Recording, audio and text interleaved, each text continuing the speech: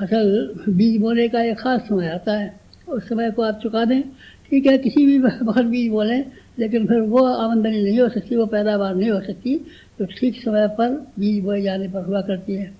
काटने का भी एक जैसे समय है, खेत काटने का एक फिक्स टाइम आता है, उस समय पर आपने काट लिया तो धान आपके घर आ जाएगा, और आपने महीने 15 दिन ऐसे ही समय गंवा दिया तो बाद में फिर वो समय फिर नहीं मिलेगा। ज़िंदगी में बहुत से मौके ऐसे आते हैं, जैसे आपके पड़ोस में किसी की मृत्यु हो गई है और वहाँ का बुलावा आया है कि हमारे घर में गमी हो गई है, ज़रा शमशान घाट तक चलिए। कहने का नहीं साहब, इस समय तो टाइम नहीं है, फिर परसों देखा जाएगा, परसों आएंगे। बस वो ज़िंदगी भर ख्याल रखेगा कि हमारे घर में हमारी माता जी की मृत्यु हुई थी और ये नहीं आए, ज़िंदगी भर में ये कलंक आपके ऊपर लगा ही रहेगा। फिर आप समय चूक जाने पर उसको पूरा कर नहीं पाएंगे।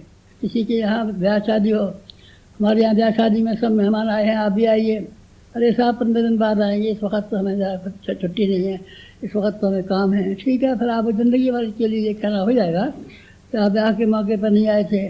घर में बच्चा पैदा होता है, सारे घर वाले, पड़ोसी, महिलाएं सब इकट्ठी हो जाती हैं और देखती हैं कि बहू को कोई परेशानी न पैदा हो जाए।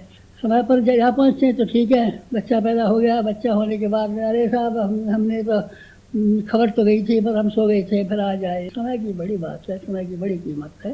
समय पर सही काम कर लेना मनुष्य की सबसे बड़ी बुद्धिमानी और सबसे बड़ी खुशहाली है।